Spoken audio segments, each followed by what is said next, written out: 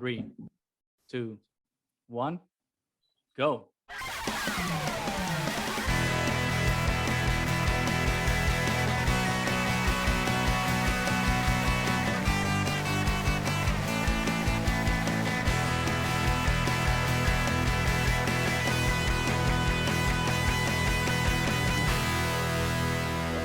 Welcome back, everybody, to the Triad of the Force podcast, a podcast from 3 Puerto Rican friends coming together to do deep dives into Star Wars and other nerd-related media. This is season 3, and if you've been listening to us lately, you can tell that we are riding high on the wave of high fantasy. Don't worry, we're going back to Star Wars. We're going to cover Andor beginning to end. No worries whatsoever. But there's some really, really great high fantasy shows coming out. If you haven't checked out our last episode, we talked about the first episode of House of Dragon and how we felt about Lord of the Rings back. About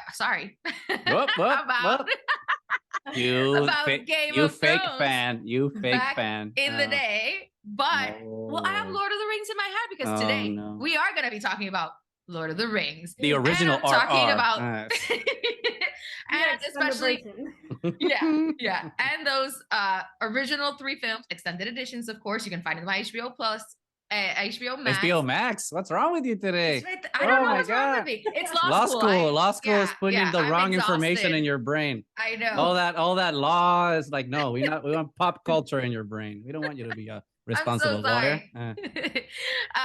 You know all about tort law, but not about HBO Max. Oops. But we will be focusing on the original films. I'm sorry for those fans of The Hobbits. The Hobbit sucks. I think it's terrible. That is not my own personal opinion, but other people can like it. It's a sort of, I think it's a consensus that I think it's I'm gonna be charitable. It's not of the quality as the Lord of the Rings. It sucks. Right. That is, I'm going to be kind. Say that it makes me cry at the beginning when everything starts in the Shire. Oh, it's because they focus on the nostalgia, right? You're thinking of Lord of the Rings, and you're like, oh my god! And then they play the song concerning hobbits, and it's just like, oh, I'm back in the Shire, and it's just like, yeah, I mean, they do a good job and like pulling the Lord of the Rings strings there. And by the way, that song is perfect for starting. It's oh my god, that sounds so good. Oh, the entire soundtrack in Lord of the Rings is fantastic. Yeah, that soundtrack, beautiful. Oh my god. So we're here to reminisce about these movies that we loved.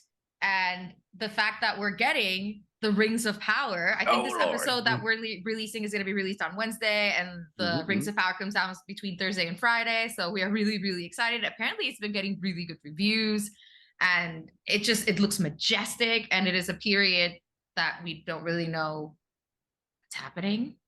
Has a lot been released about the plot? I'm not sure because I haven't been. Well, it's in the. I'm not a Lord of the Rings expert as much. I know.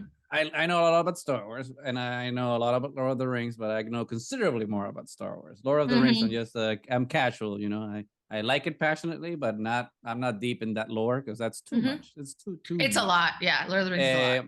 But it's during the Second Age, so obviously before the Third Age, which is the movies that we saw before. Right. So it's, as the title would suggest, right, during the forging of the Great Rings. So so we saw a little bit of that history, like in the prologue of Fellowship of the Ring, which we'll talk a little bit about once we go into Fellowship of the Ring proper. But some of the story that they're going to put in the show is actually in the Silmarillion and some of the extended lore that has been published after Tolkien died and stuff.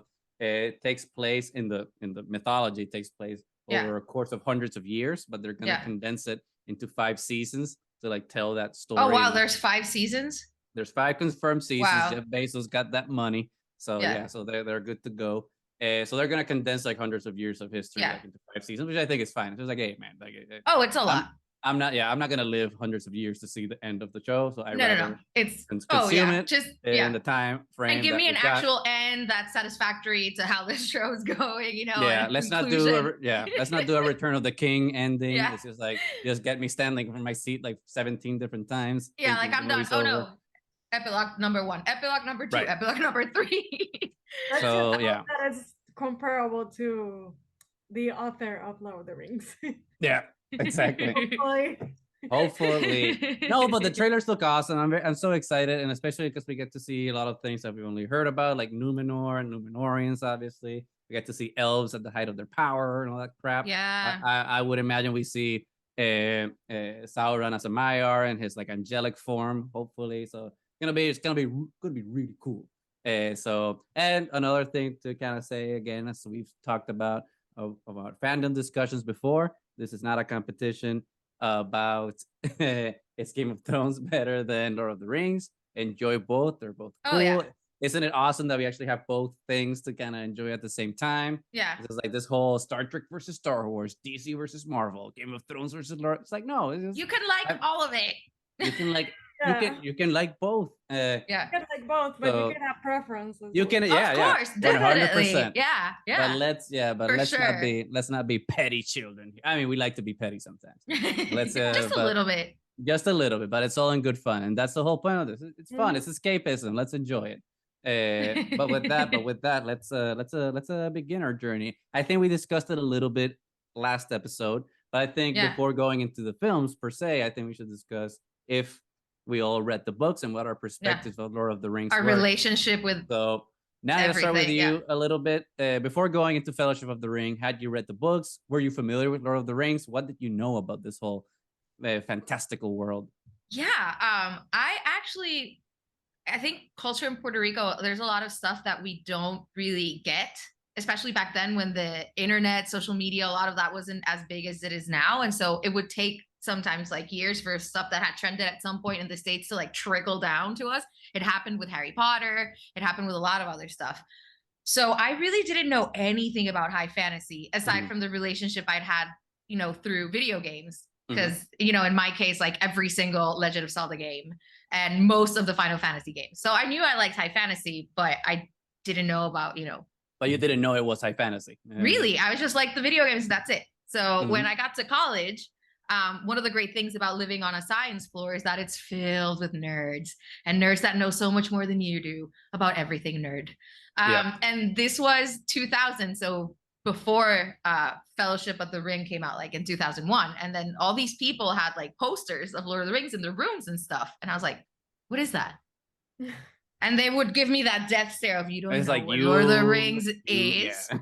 And it was this whole, like, 3 of them immediately came up to me with like, the trilogy. Read them. Do yourself this favor, please. Here you go. And, hindsight, maybe should have spent more time studying that first semester of college instead of reading like all 3 of them. Did you pass your classes? Like, I did. There you go. So no regrets, Exactly. So I did. I'm pretty sure I read all 3 of them, before Fellowship came out. So I was really, really excited. And I fell in love immediately. I mean, it's like, I think I said last episode, if you listen to it, that it's not for everybody to read the books. It's slow going to get into it, but to me it was something so new that I was really excited about it. And then it opened the door. Like after I read Lord of the Rings, I was like going back to read everything, like all of the Narnia books and everything else. I've been like feeding off high fantasy every single time I can ever since that. That really, really opened the doors for me really liking that genre. But thankfully, you don't need to read the books if that's not your thing, because we have these amazing films that are amazing on their own. So, if it's not for you, you don't have to read them. But if you felt inclined to do it, just do it, because it's really good. There's a lot of things that are not in the films that add a lot of beauty and color to the world of the Shire and everything. Yeah. So Tom Bombadil, that's completely out there, and I know, God, but it's still cool. It's cool in the book when you're reading it's just it. Like, it's a non sequitur. It's just like, what the hell is happening here? So I'm glad that they cut him out. Maybe they can do a little spin-off show on Amazon Prime or a YouTube. And I mean, the ends, they cut that a lot. Like people are really annoyed by the ends, but really in the books, it's so much more. Yeah, they take their time. Yeah, they take their time. Joanne, what about you? What was your exposure to Lord of the Rings? Did you watch the movies first? Did you know about Lord of the Rings going into it? How did you come by it? I have to say I haven't read the books, but I've seen Lord of the Rings right when they came out of to the Caribbean cinemas. Yeah. I went with my brothers always. Of course. But yeah, so I've seen Lord of the Rings like several times, and Yeah. I watched them this week, and it was awesome. Always. Yeah. But did you rewatch the theatrical versions or the extended editions? That's always a good question. Right. I watched the extended version. That's the right answer. That is the right answer. There's only the one, and it's like one of those things where it's just like once you watch the extended ones, really there's no other version anymore. It's like, well, I guess this is it. This is the only one I'm watching now. It's not that much more longer, right? It's just like only an hour extra. Each. I think Return of the King is like 2 hours extra. It's like 5 hours long. The extended cut. Return of the Kings is like 4 hours each, 15 minutes. 4 hours. It's, 15 minutes. It's a little bit. It's a little bit. And I'm pretty sure that was the shortest book. Was it? Oh, yeah, because the book ends kind of like halfway where it is, and the rest is just like appendix stuff. That is true. Yeah. I thought Two Towers. Well, because I'm looking at my copy of Two Towers up there. It's super short, but maybe you're right. Maybe once you take out the appendices, maybe it does become the shortest one, I think. But it has a lot of detail too. But same thing. Like I read the books, but I read them after watching the film because I remember like it was a tradition when I was growing up. Kind of like every Sunday I would go see a movie with my dad. So we and I would go to Caribbean cinemas and watch a movie. And like when that movie came out, when did it come out? 2001? 2001, yeah. 2001. Okay, yeah, right after 9/11. Holy crap, time flies. So kind of perfect. It was kind of a perfect escape. Yeah, because it came out. I remember that they came out during the holidays. It was December. Perfect escapist movie for that year. We kind of needed a movie like that. It was kind of uplifting. I was in first grade in 2001. I was in my first year of college. I was in what 2001. I was sixth grade, seventh grade. I don't know actually. Age variations here. different levels. But I that movie got. You were in fifth grade. No, in sixth grade. Sixth grade. Oh, so I was still in elementary school. I thought I was cooler than that. No one's cool in middle school. But anyway. The one thing I did know was that it was 3 movies. That's all I knew. It's just like, okay, this is the first part of a trilogy. Apparently, my dad didn't. Like he wasn't privy to the fact that it was going to be 3 movies. This was like obviously the first part, and that books existed. I would have thought that he would have known, considering that the books, were decades old at this point. Yeah. Clearly not. Most people actually didn't know, at least in Puerto Rico, they didn't, because I remember, because I went to college in Boston, I came home for the holidays. I went with my family to watch it. And I had warned my family that it's supposed to be 3. So don't be freaked out when it's like an open ending, because it's 3. But I remember when the movie ended and the credits started rolling, people were pissed. Like, what kind of ending is this to a movie? Me están robando los chavos, ¿qué es esto? Like, people were freaking out, and I was like, it's 3. You gotta wait 2 more years to see the ending. Well, it was kind of the same, right? Like when the movie finished, I was just like, this was amazing, and my dad was just like, what, that's it? Like they don't destroy the ring? And I'm just like, no, there's 2 more. There's 2 more. There's 2 more. It's like, oh my god, I gotta wait. And I'm like, yeah, you gotta wait. It's a trilogy of films, but like, oh my god, but that Fellowship of the Ring, that movie blew my young mind, and nothing was the same afterwards. And I immediately went. I mean, not immediately. It was a Sunday. I went to school. The next day. But the next weekend, because we would always go to the mall on Fridays. Went to Borders, R.I.P. Borders. Just to get that trilogy. Bring back good memory. I miss Borders so much. I miss Borders. There was good times at Borders. I would sit at Borders while my mom and my sister went shopping. It's like, ignore me. I'm in my happy place right here, sitting in a corner. You guys can shop all you want. I even remember every time that I went to Borders, like at 12 a.m. Get the Harry Potter books. The Harry Potter books. Those were the funnest times. To get it. I went. Mo and I went to those. I remember Carlos, Mo, and I did the Harry Potter stuff. Well, was it? Maybe, I don't know. Maybe I'm mixing years because I don't know when the Harry Potter books came out. But yeah, I remember we did those things. The midnight. It was the funnest time. Well, I mean, by 2001, I think only like up to Prisoner of Azkaban was out. Okay, maybe after 4. When did Order of the Phoenix come out? after. I'm not sure what year, but it took a couple years after Goblet of Fire. So we were in high school by that time. Yeah. So my timeline is correct. I was well, I mean, around there were great times because 2001, if I'm not mistaken, was also like the first Harry Potter movie. It was like the first Spider-Man movie, and then Lord of the Rings. So it was like a great time to be a nerd, as you know, again now. But back then, when you hadn't been exposed to it as much, I think, you know, aside from video games, it was Star Wars for me, but I wasn't into a lot of the other things. And then suddenly, boom, everything is amazing. Nerdness is starting to be cool. It still wasn't cool. You're still a nerd. No, it was still starting. It's not like now where it's just like, okay, kind of nerd is cool. I remember, you know, because when you first go to college, like you think you're supposed to be cool. I mean, you're 18. You're not cool. But cool. You think you're super cool. And I remember that, you know, they announced that the Harry Potter movie was going. I was like, I'm too cool to go to that, but I really want to go. And I was like kind of embarrassed when I went, you know, and then I got there. It was like all college students with the scarves, with everything. And I was like, okay, I can deal with this. This is awesome. Yeah, I'm cooler than you guys. I'm not wearing that stuff. So I'm still above. The cool. Yeah. As we get nerdier with age and accept that inner part of us. I'm just like, you know? I will never be like them as I slowly transform into the worst. And buy more and more toys and spend more and more money on all of these awesome things. Speaking of which, like I just got this in the mail actually this week to kind of bring it back to Star Wars. I kind of got my new Black Series Reva action figure, and she looks amazing. So she does.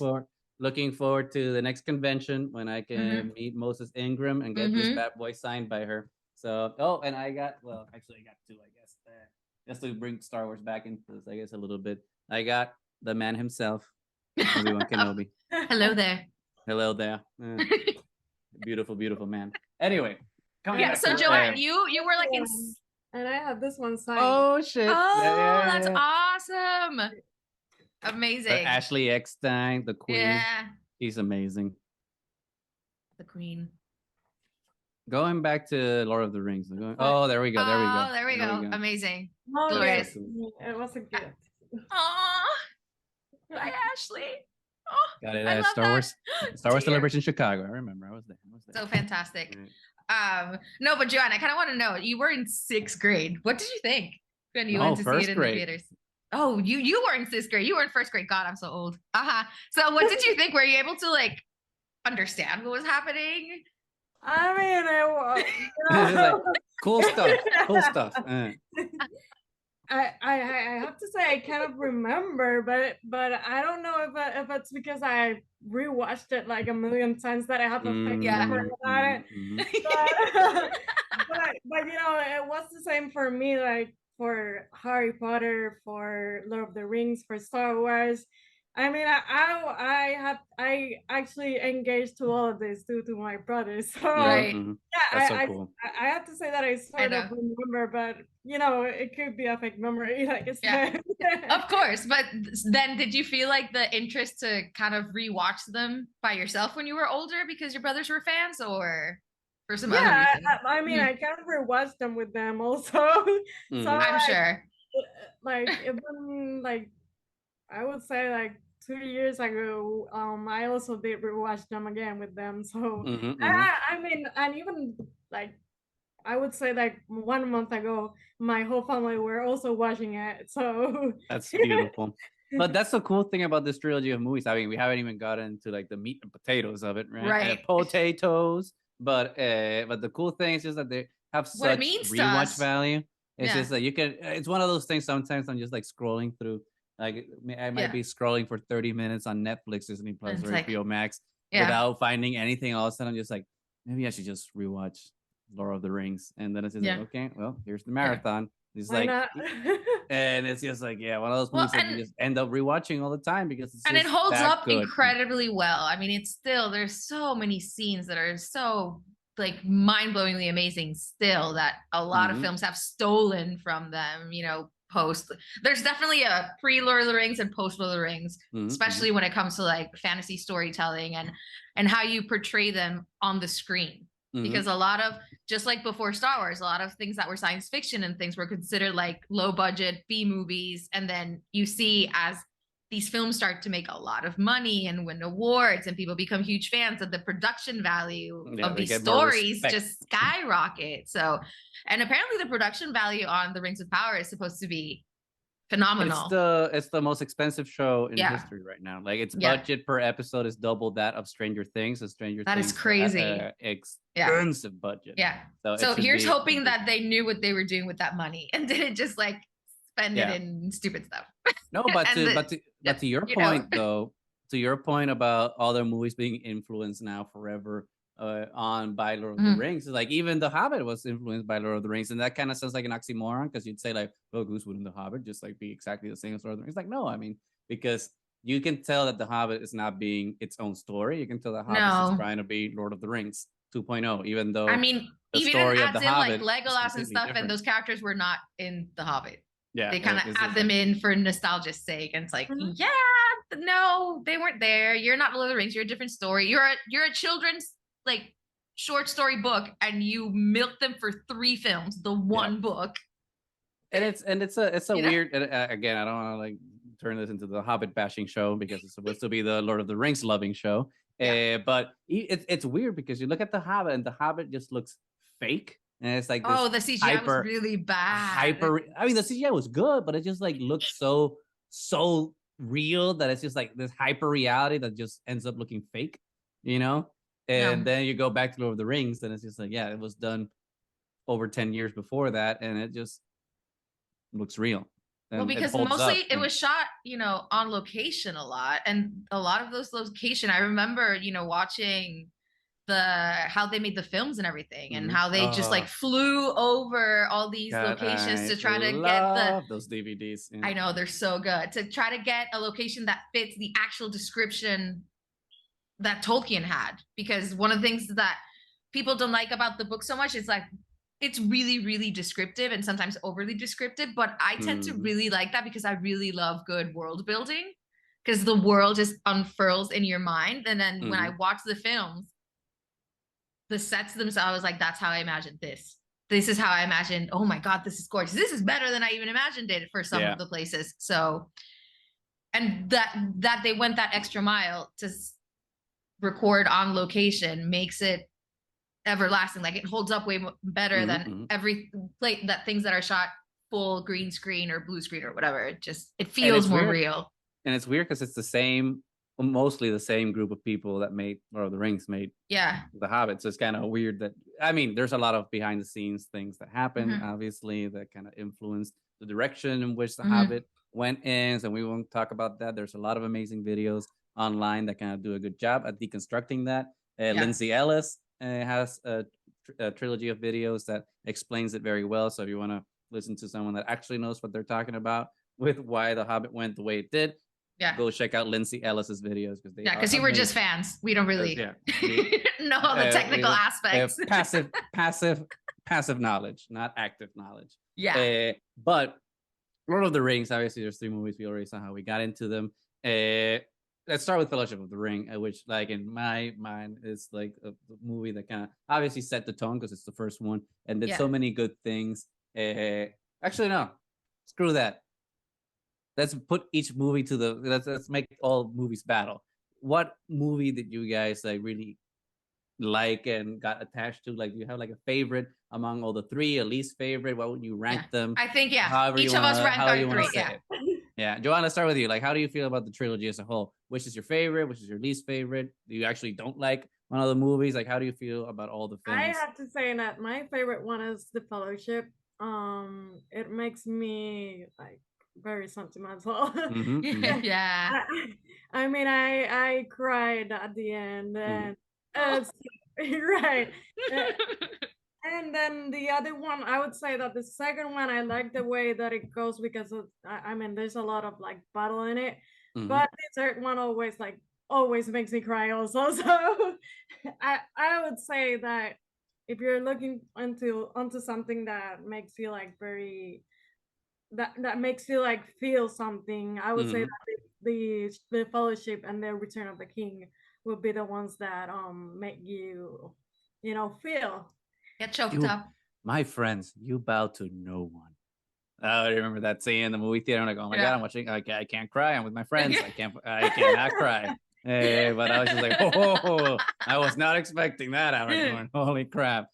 And then the concert, the Hobbit song just it swells up, and it's just like everyone bowing to the Hobbit. It's like, oh my God. I didn't expect this. I was like, oh, Yeah. Lord. And that would have been, I mean, no disrespect to it. I love the Return of the King. That's my second favorite of the trilogy. And I love all the post endings after that ending. But for me, like, that was just such a perfect way to just end that movie, like right there. It's just like, boom, that's it. Because it's like, oh, like the feels and the tears and everything's there. And then like there's 17 different endings, but we'll talk about that later. Nani, what about you? What's your Lord of the Rings inner battle? Yeah, so my favorite is also Fellowship, so I think we can all agree that Fellowship, at least among us three, it's the best one. It sets the tone, like you were saying, in a really nice way, because you have this, like, the scenes in the Shire are just gorgeous, and you know the soundtrack that accompanies it, and you immediately feel like you just want to, you know, go there and live with them in the Shire and eat food with them, you know, like the 7 dinners that they have, and you know, constant mead and hanging out, and it was this, especially for me, because I was in my first year of college, that it's like it's they're leaving home for the first time. And that moment where they get to that threshold that they all stop, and it's like, why are you stopping? Oh, because one more step and this is the farthest I've been from home in my life. And it just, it hit the heartstrings, and it was just amazing. And you know, Andy Serkis was a revelation as Gollum, and the casting in general was just so amazing. Ian McKellen as Gandalf was just like exactly how I imagined this character, and more so, you know. So I fell in love with it. My second favorite is actually The Two Towers, which was actually my favorite book. Interesting, because that's a book I didn't even finish. Like, most people don't like it because, you know, the ends take their time and all these things, but everything that happens at Helm's Deep, I mean, in the film itself is amazing. The books is great. So that is my second favorite. And then The Return of the King, I leave towards the end, because as amazing as it was, there's which is sometimes the mistake of reading the books first. You become biased about, you know, certain aspects that you should just let go. So, I mean, there was a very climactic scene when Aragorn actually returns with the army. That's just way better in the book. And I was just like upset at how they did it in the films. And I also understand that in films, the translation doesn't necessarily have to be the same, because it's what you were saying, Goose. The million epilogues, they happen in the book. So I feel like they wanted to be true to the book and do all of them. But film-wise, it just went on and on and on. It's like, oh, it's done. Okay, no. Oh, no. Oh, wow. They're doing all of them, all the epilogues. So. Well, they did cut the Scouring of the Shire. Thank God. Because it's just like, okay, we can't do another battle here. It's just like, you know, after everything. So at least they didn't do that. But like you were saying, that you don't need to know one, my friend. I mean, having everybody this respect for the hobbits and everything that they did and the acknowledgement, and it's, as a film, it would have been way better if it just ended there. Yeah, I mean, I think maybe one of the issues was editing. Maybe the whole fade to black kind of like just subconsciously trains you to think, okay, fade to black, that means the movie's over. And then it just restarts. It's like, maybe you should have just done a hard cut into like the next scene, and then it's just instead of making you feel like it's actually open. Roll credits. Oh no, it's more movie. Because that's what I think. That's what maybe I just need to like rewatch it. But I think that's exactly what happened in all of the endings of Return of the King. They all faded to black or faded to white, and so like you're always like, oh, okay, movie's over. Let's go. And then it's like, oh shit, there's more. Okay, and they were like slow fades, so it's just like, oh, so it's definitely over. You guys do like a hard cut or something. It's like, oh, okay, so there's more here. No, but I agree with everybody. I think Fellowship of the Ring is the best movie. It's a 10 out of 10. That's a perfect movie. The prologue just establishes with Galadriel's narration of, you know, the whole world and the forging of the Great Rings and the final battle against Sauron and everything. I was just like, oh my God, this is like so epic. And then from like this dark thing, it's just like fades into like, you know, these green pastures and this peaceful, landscape of Hobbiton and the Shire. I And have it's to just say that if it isn't because of the Shire, it wouldn't be Lord of the Rings. Right. I mean, it's the contrast. Shire was perfect. That movie, the way it started, I really enjoy it, and every time the Shire gets back, because it's about it. You can't have the Shire anchors everything, just like the Hobbits anchor everything, because you can't have like this whole like well, it's not an industrial world, but like this whole like fantasy high world of dudes fighting and everything. Like there can't be the stakes of saving something that's pure if you don't see that pureness, and that's what the Shire and the Hobbits are, is like innocence and purity, and like their journey through like that whole world makes the whole emotional stakes of the film worth that's it. where everything started. I mean, the Hobbit are like the representation of heroes, and after all that trajectory, they come back home again to the Shire, and then like everything theoretically stays the same, but they have changed. So like, as I have to come back home and do the normal stuff, like stay the same, even though that I like go throughout that whole journey, that have changed me inside me. And you can actually see like those emotions, and it gives you it does. Nobody in the Shire like knows that they saved the world, and it's like, okay, I'm back home. Hi. I mean, we just went on a trip. It's so good. It gives you chills. I'm back home. I have to clean my house, and I'm here, and everything. It's like life is the same for them. Like nothing. That they met all these legendary heroes of old, and went on this mythic adventure. And it was the hobbits who were completely underestimated and weren't thought to be like one of the great races. And they're the ones that save everybody. So I think it's I think it's a really good something story. that I don't know, like if from like living abroad and stuff, it's something that I resonate with a lot with like the Hobbits, honestly, because it's kind of what happens to me kind of when I go back to Puerto Rico. Sometimes it's just like, like home continues without you, and home is always home, and like you go out and like you have all these other experiences, and like you're changing, and you're like you're becoming a different person. Then when you go home, you want to kind of be the same as you were when you were there, but you're not. You're different because you've been forced by all these other things. But home is still home, and they're not aware of what happened to you. So like for me, like that's a connection I have as being part of the diaspora here in Chicago. Like that really resonates with me a lot. Like now recontextualizing the end of like Return of the King. And it's kind of different for everybody, because you see how Merry and Pippin are able to kind of come back and adjust and be, obviously they're normal within the transformations that they've had, because Sam gets married. But Sam's never the same though, because he's still, he's still a little, he misses Frodo and all that stuff, and like all these things have. Yeah, but he is able to adjust. He's like traumatized, but able to adjust. So he's like kind of the in-between one, and is able to, start a family. I mean, and it also helps that he's able to build a family and has that support system. And, because definitely I think the journey of Frodo and Sam is way more traumatic than Pippin and Merry. 100%. Yeah. So, and especially, I'm sorry, I know that, Frodo withstood the ring, which is something that's almost impossible to do, but the real hero is Sam. Right. They're both heroes in their own way. In their own ways. Sam, that character is like very awesome. I mean, if it wasn't for Sam, the whole trajectory wouldn't be possible. We all need a Sam in our lives. We all need a Sam. We would be so lucky to have a Sam. Or maybe we should be Sam so that we could.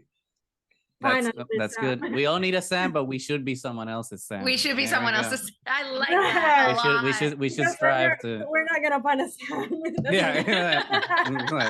We should strive to be a Sam. That's good. I can't carry it for you, but I can carry you. Oh my God, it's so good. I know. But I still feel bad for my homeboy Frodo there, because he did all these things, and then he comes back and he can never find peace. It's like he's always. If somebody was really traumatized, somebody had massive PTSD from that, was definitely Frodo. Yeah, it's like, can you imagine like you're doing all these things to like go beyond yourself to like answer the call of adventure, right? Because like Joseph Campbell myth is super present it was here. carrying the burden all the time. So the burden. He carries the burden, and he's never able to like find peace with himself. Right. It's like it's tragic, really, because you always want your heroes to kind of ride into the sunset and like be happy, and he kind of does, right? Because he goes into the undying lands, but does he go happy? It's just like he goes because he doesn't belong anymore in this world. But there are some writings that like after the movie they get back together and Sam goes back. He goes to the undying lands as well because he also was a ring bearer. I mean, hopefully it's like a like going to heaven and finding your fill out and finding your dogs and being happy. Hopefully, you know, that's the way I see it. Or maybe because I hope so. Yeah. I mean, Bilbo goes with him originally because Bilbo's the other one that had the ring for most of his life, and I always see the undying lands kind of like a therapy retreat to maybe like go recenter, get better. I mean, because the elves themselves were leaving because they had lost the place in Middle Earth as well. So it kind of feels like a retirement community. It is a retirement. It's like Florida, but without Ron DeSantis, basically. It's like a retirement home, but without alligators and all that crazy stuff that's happening in Florida, basically. I want to go to the Undying. I mean, for vacation, I guess, because I don't think you can't come back from the. I'm pretty sure you can't come back. And let's talk about the message of the like Lord of the Rings. What part of it would you say that it stands out? I mean, it's interesting because I know a lot of people talk about how Lord of the Rings is kind of allegory for World War II, even though Tolkien denies that. He's just like, well, this is not about World War II. This is just like a story that I made to like justify my languages, and it's story good versus evil. But I mean, obviously he's dead, so he can't argue with me about this. And so as if he would if he was alive. As if he would if he was alive.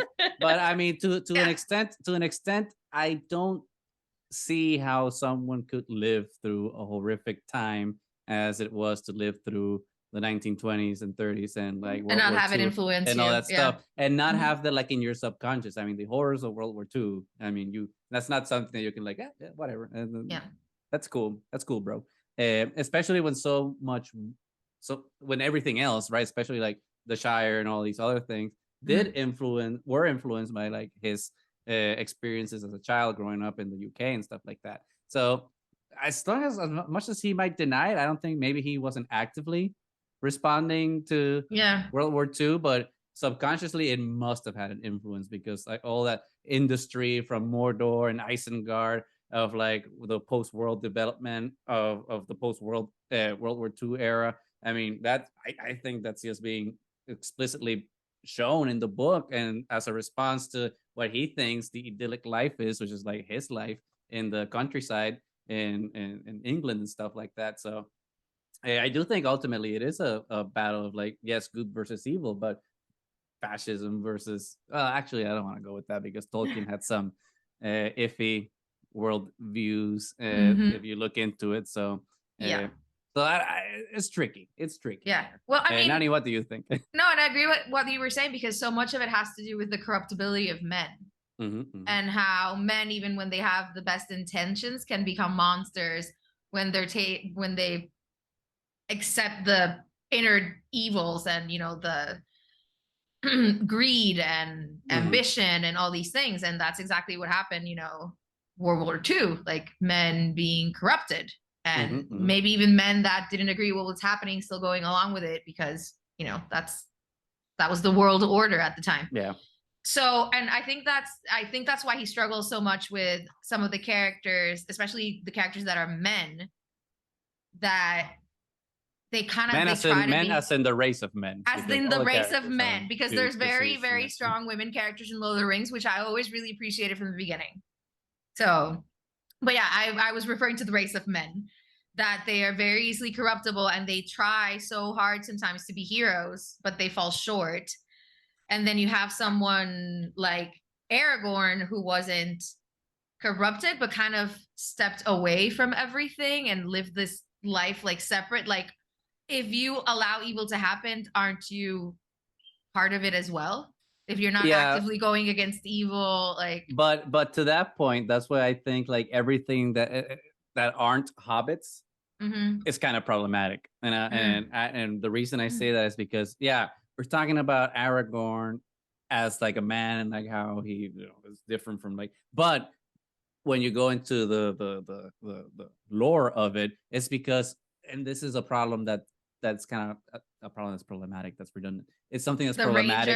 That's problematic in the text. It's just that Tolkien likes a lot of like blood purity, and it's like Aragorn is better because he's Númenorian. He's descended from elves, and like your blood, some men are better than others because of their how of whom they descend from, and it's like it's kind of like ooh, so in a way you're justifying your royalty, and some people are just better than others because of who they happen to be born from. So I mean, when you think about it that way, it's problematic. I didn't really want to think about it that way. That's but you're why, right. Yeah. That's why I like the Hobbits, because I think the Hobbits. This is a really roundabout way to answer your question, Joanne.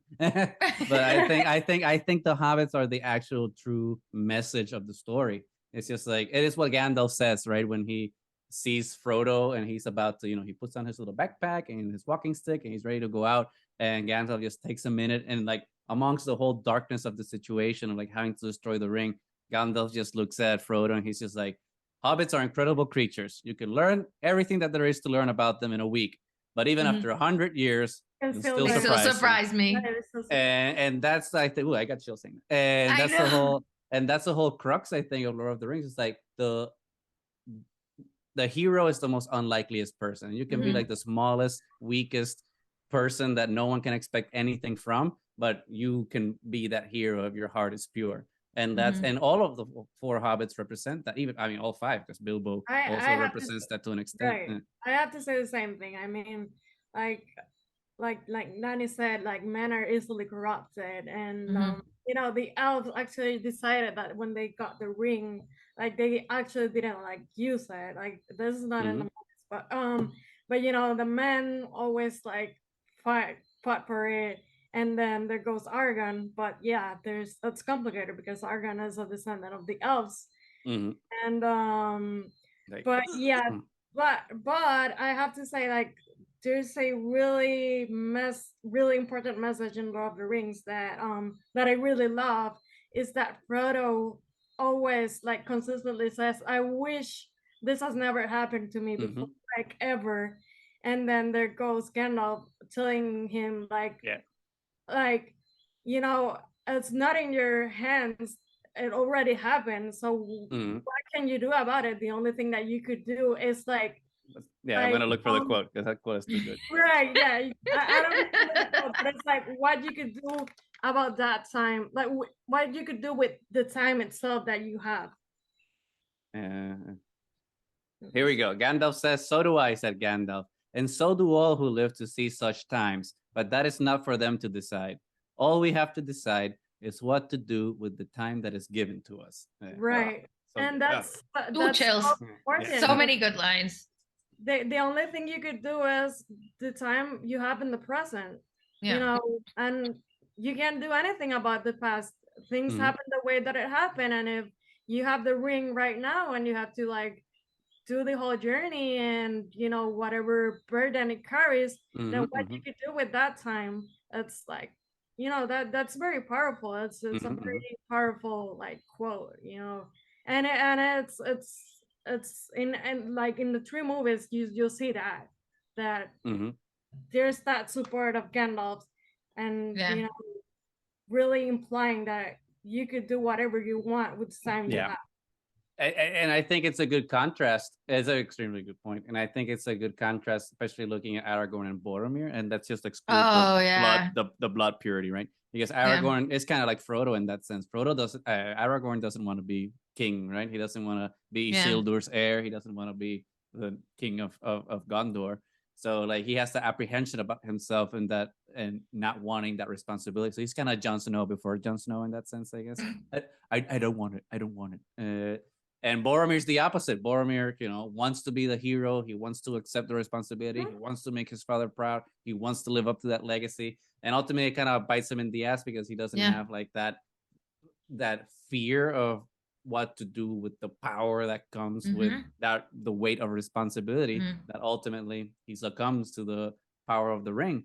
And I think that's something that like is the most important thing. It's just like not to obviously not to shy, not to be like, oh, I don't want this, but it's just like, oh, have fear, but not fear in the I'm afraid of it, but fear in the terms of respect of the responsibility that you have in terms of the things you have to do, and be able to like face it with the best of intentions as opposed to just do it blindly like Boromir did, I guess, if that all makes sense. So like, yeah, Aragorn and Frodo are a lot similar, I guess. The only problem is that, Aragorn, I think with Boromir also, it's like what you were saying, because it was kind of like power with no actual purpose, just to prove that he could, because he wanted to, you know, his father to acknowledge him, but he didn't really know what the purpose of that power should be used for.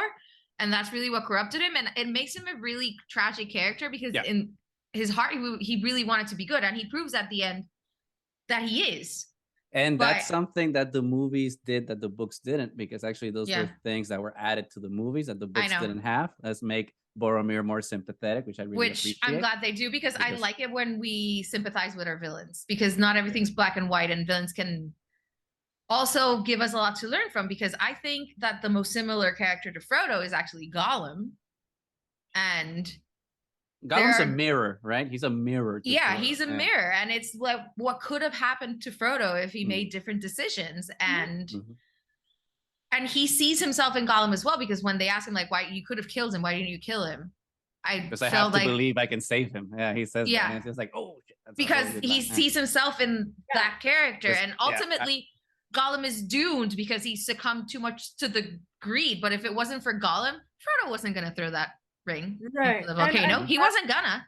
And Frodo also says that, like, he said that Gollum is bound to him.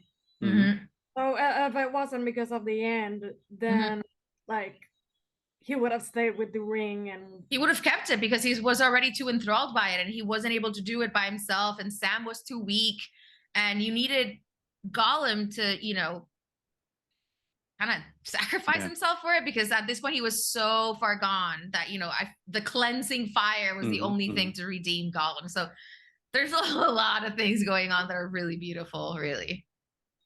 It's so good. I love it. I know. I just think about it. It's like I might just rewatch them now after we start recording. After having the conversation. But even the hobbits get tempted also. But you know, I mean, even Sam, who wears it for like a little bit when Frodo gets captured. But Sam is the only person that gives up the ring. Well, willingly. Actually, Bilbo does it too, actually. But Sam, actually, screw what I'm saying. Keep going with what you were saying now, because I'm wait, I defeated my own argument. I know what you're saying. Like, Sam was the only one that he actually wanted to give the ring back. Yeah. Bilbo was kind of like forced to do it. Oh, Bilbo kept it for years, and then he had to be convinced to let it go. Like, he did it willingly, and that's the reason that Gandalf decides that he's not completely broken like Gollum, because he was able to do it, but he had to be really convinced into it. He almost took it. Bilbo Baggins. Yeah. Do not take me for a conjurer. Hesitated. Sam like evaluated, and then he like, here it is. Like, and he was like, no, and he was like actively like, I don't want this. This is not my journey. So take it. So that's a very like honorable act from Sam. I think Sam. that's what another good quote of Sam is at the end of Fellowship of the Ring when Frodo's sailing, getting on the boat. It's like, no, Sam, I'm going alone, and he's like, of course you are, and I'm going with you. And I'm like, oh my God, Sam. I love that.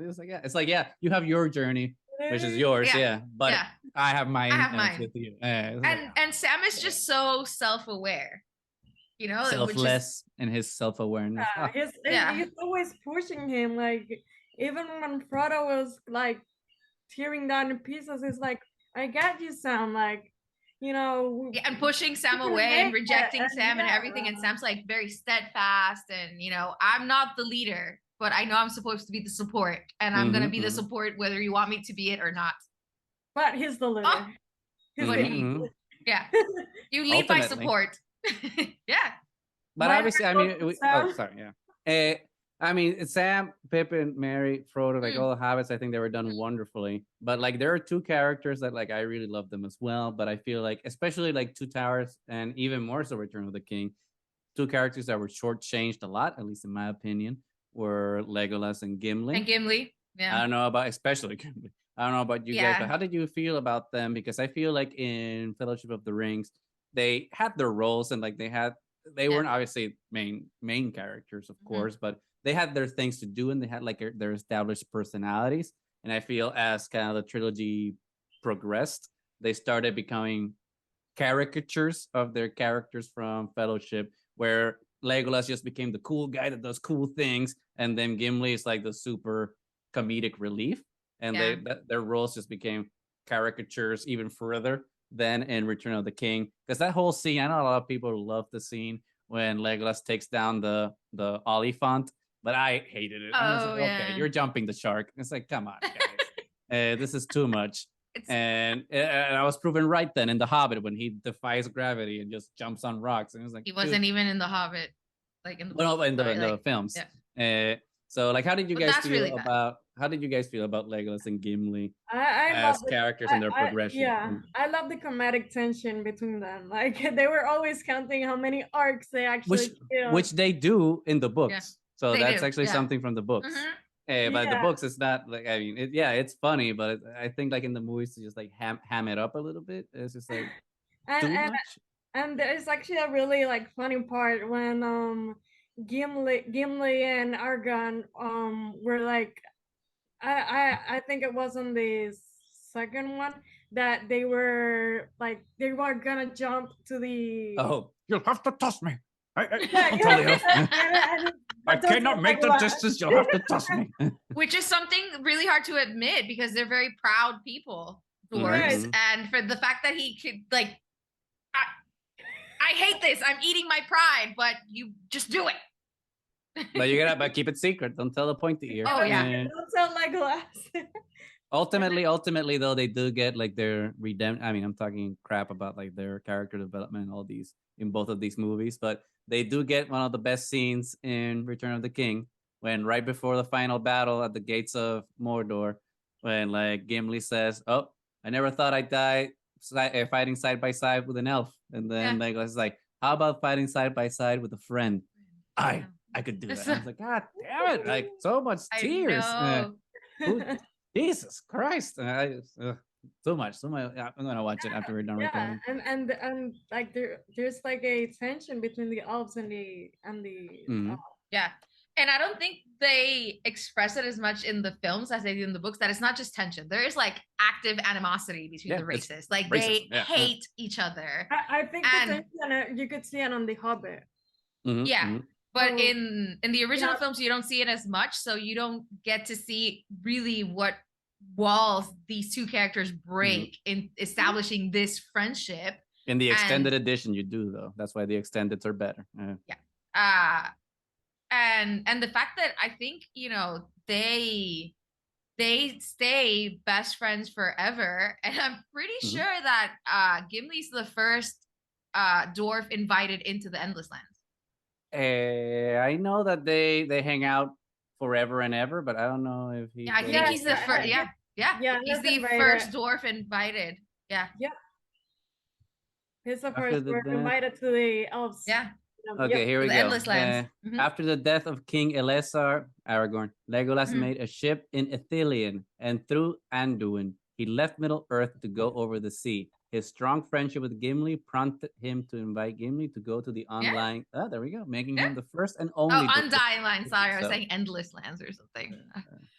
Sorry, law school. It happened. I already made fun of you. You made fun of me from the beginning because I screwed up the intro. Whatever. So I'll take it easy on you now. But yes, I did not remember that. There we go. Good for Gimli.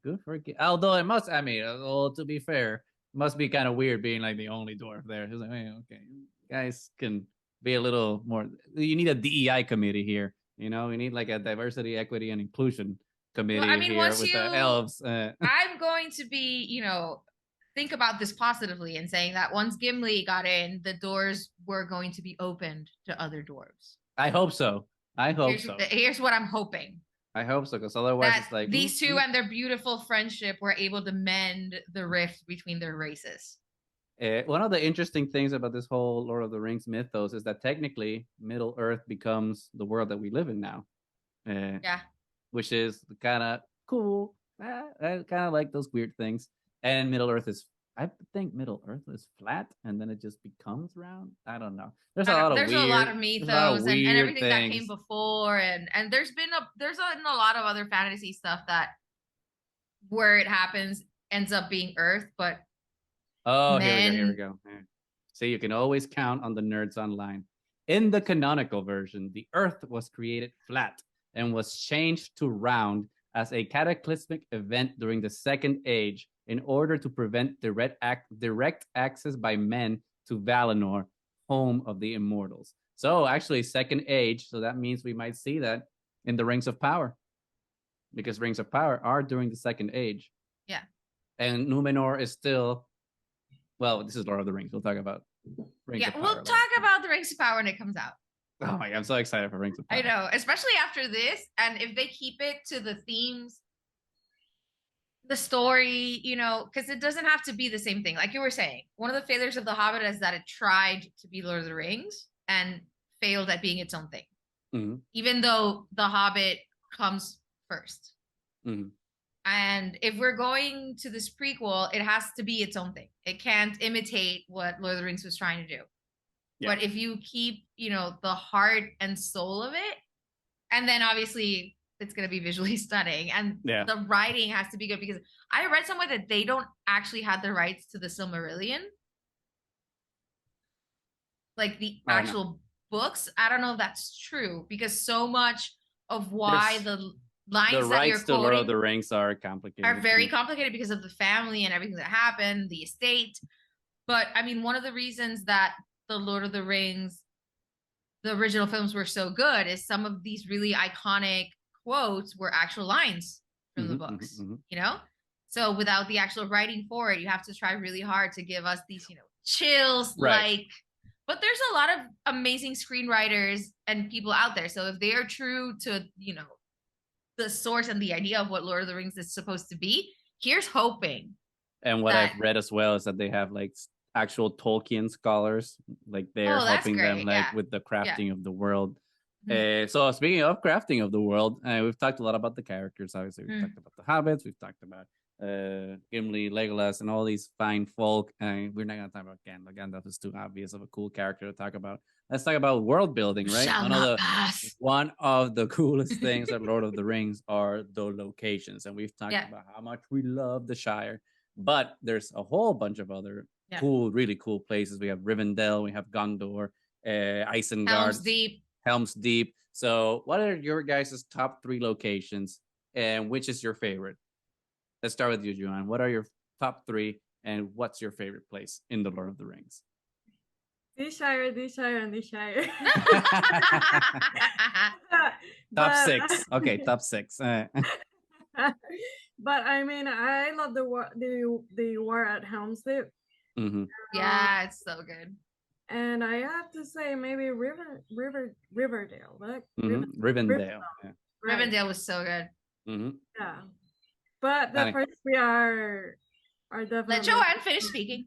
What were you saying, John? There was a silence. What were you saying? The Shire. No, the Shire. Of course. I really love Rivendell, especially because it's so emblematic of, because it's all in autumn, and that it's like the autumn of the elves. So it's like, this is the end. We're starting to leave. It's not winter yet, but it's all evocative of all of that. And that's a good. I hadn't catch that. That's good. I like that. That is good. I had not caught that. That's very good. But it is the fall of the elves. It's so good. That's why it's gorgeously done. It's so beautiful. Mm-hmm. I think they really did an amazing job with the darker places as well. Like the Dead Marshes are insane. The Gates of Mordor, Moria, underneath the ground with the dwarven Stronghold of Moria was amazing. I feel like most of the things were really, really, really insane. But I think my favorite place was is it Edoras, the city of Yes. the White City on the cliffs? No, Edoras is the capital of Rohan. Oh, okay. So the Horse Lords. Minas Tirith is the capital of Gondor. Okay, Minas Tirith. The tiered city. Yeah. Yeah. Minas Tirith was the most impressive to me because when I was reading it, it was one of the few places that I couldn't really imagine because the grandeur of it and the fact that it was like in cliffs and, you know, on like different tiers and on the side of a cliff, and it's the capital. And I found it really hard to imagine by myself. So then when I saw it in the films, I was like, what? Oh my God. And once you get there, and it's just, I think the first time you see it is when Gandalf is running in with Pippin or Meryn. No, we see it. We see it actually in Fellowship of the Ring for the first time. We see it in Fellowship for the first time. Remember after Bilbo's birthday when when Gandalf discovers the One Ring from Bilbo. He's like, I think this is the One Ring. So he goes on his research quest. So he rides to Gondor. So we see Minas Tirith there for the first time. Yeah. It's like in the, it's like out in the landscape, but we see it there first. But that first time when he rides in, and you can actually see as he like climbs up the tiers and keeps going on horseback, like tier by tier by tier by tier. And the music in that scene, the music's good, so good. And then he comes up and it's like the White Tree of Gondor. So the whole thing was just so epic. And then obviously that's where we also have that scene that you were talking about, that my friends you about to know one, like. So Minas Tirith, aside from the Shire, obviously, Minas Tirith has a special place in my heart. And almost every time that I read some fantasy book that has a city or a castle next to a cliff, I imagine Minas Tirith. It's always that.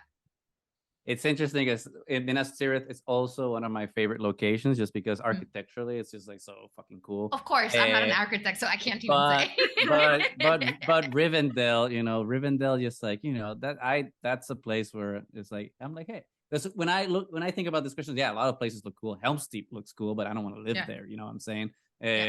Same with like, Isengard before Saruman tore down the trees maybe, but even then, like the Tower of Isengard looks a little uncomfortable, even though it looks cool. Edoras is cool, Rohan is cool, but it's kind of like the landscape doesn't do it for me. But Rivendell, like I saw it with the waterfalls and trees, and like, and I was just like, that's I could take an Airbnb at Rivendell. So like that would be my top location, because my problem with the Shire, as much as I love it and like how idyllic it is, I feel like there's more resources in Rivendell. I feel like there's more grocery stores and like more facilities that I could use at Rivendell. Not so much with all the elves leaving.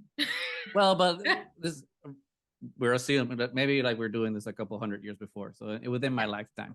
But who knows? Maybe after the elves left, it was somebody else came in. It's like, are we gonna get rid of this beautiful real estate? It's a tourist attraction now. It's a tourist attraction. So yeah, we got like hotels or Airbnbs there. I mean, we corrupt the place obviously by doing all those things, but but that would be my tippy top. I think Rivendell, because I think there's too many people at Minas Tirith. Even though it looks cool, it's like too many people, and it looks like the Black Plague might come there and like wipe out too many. Like, it looks too medieval, People are dumping out their, their it probably doesn't have aqueducts or doesn't look plumbing. Doesn't look as sanitary as Rivendell. Yeah, so Rivendell clearly is around, a lot of water. So at the least, we're assuming it's hygienic. Freshwater springs, it's not tainted by the world of men. For you guys, do you think this movie actually deserved the 11 Oscars that it won? No, but I think it got it because I think it was Fellowship like, I think they did it for all three. Yeah, they were like, they were waiting to see because they hadn't really given awards to something in this genre before, and then they couldn't deny it anymore. And then by the third one, I think they gave them collectively to the entire trilogy, which I think it would deserve. For the entire trilogy, it does deserve the 11. Yeah. Like, I do think that Peter Jackson deserves the best director for like all three, like I expect VFX and all that stuff. Everything that it won, I do agree that it should have won. But for example, I don't think Return should have won for Best Picture. I think Fellowship should have been Best Picture. So like I think like the awards are merited as a whole for the trilogy, but I think in different. That films. it was specifically. I agree with Natalie. That it was I think only, they were just waiting. Yeah, they were just waiting. They were just like, okay, we're not gonna give the same award to 3 movies. Let's just wait and just give them all the stuff at the end. So good for them. Good for them. It still looks good for PJ. So good for PJ, aka Peter Jackson. And talking a little bit about the author, I love that this author actually like learned and did like items. He created them. He's the original. He's the original nerd. I mean, that's massive linguist creating languages and he made them before. Right. The one. I mean, he created a lot, but the one with the elves and the one with the dwarven and the ents and the ents, right? Yeah. I mean, that's some nerd shit right there. That's complicated. That makes Klingon look like and I think that's. I mean, hey, good for him. Like that's some level of commitment that well, you can tell that they didn't have Twitter and Instagram back in those days. So that's like, okay, well, like I'm bored. Well, I mean, and in the appendices, he actually includes like the grammar and like of the languages. He actually includes it. It's really cool, but it's a lot. Yeah. It's a lot. And he knew a lot of languages. Oh yeah. Oh yeah. That's quite impressive. He was a smart dude. He was a smart cookie. He was originally had originally started writing like a sequel to the Lord of the Ring, which I think was called Return of the Shadow or something like that. But like once he started writing it, he was just like, this it was gonna be like a thriller type of thing of world of men, like in the fourth age. But actually release it. I know it's not complete, but I would see it. I mean, I'm talking smack about it, but at the end of the day, I'll be the first one in line to just go. I'll be like, okay, I'm ready. I'm ready for this new, I'm ready for this new journey, I guess. So 100%. It's one of those things with a lot of the media, and like this includes Star Wars as well, is that we're always seeing stories in the same timeline, and it's always nice to just kind of be like, okay, let's do something completely different, see something that in the future or in the way in the past, and with this whole potential sequel that he never finished for Lord of the Rings, it would be cool to see what this Middle Earth looked like after. It might suck, but we tried and see what happens. I'd rather someone try and fail spectacularly than not even try. At least we did it. At least somebody tried. And we're gonna talk smack about it. That's like we're talking smack about The Hobbit. But I respect. No, I mean, honestly, if Peter Jackson wouldn't have tried to get this done as he was able to do, because I think they filmed all 3 of them consecutively and then did like post editing for them. So they try to get everybody there so they could guarantee that all 3 of them would be filmed, and he got that guaranteed and try to be really faithful to the books. A lot of people wouldn't have known, because as our experience when we saw it in the theaters, a lot of people didn't even know that there were supposed to be 3 of them. I mean, this is a book that was first published in 1954, and we're still talking about it. Oh my crap, before my parents were born. Jesus Christ. Yeah. So. And it's a gift that keeps on giving. Because now with Rings of Power. Especially for my birthday. That's the best part. For my birthday, the Rings of Power arrive. It's on purpose just for you. Just for me. Just for you. Yes, it is, because the whole world revolves around me, as we've learned. It's wonderful. I'm so excited. Lord of the Rings, Game of Thrones. Obviously, Andor coming out in a couple of weeks. And then apparently Bad Batch is coming September 28th again. So it's gonna be so much cool media that like we can't wait to just talk about it, and we wish we had all the time in the world to talk about every single thing, but unfortunately we don't. So I think the next thing is just like wait for Rings of Power and see like how that and see what happens with that goes premiere, and then have a little friendly competition between Hot D, House of the Dragon, and the Ring and the ROP, the Rings of Power. So I'm very excited. But I don't know. I mean, there's obviously Lord of the Rings is a massive, piece of film. It's like, I don't know how many hours. So we could be talking about it for another hours on end. But I think for now this has been a very good retrospective. I don't know if you guys had any closing thoughts about the world of Tolkien and the Lord of the Rings before the anticipated premiere of the Rings of Power. What do you think, John?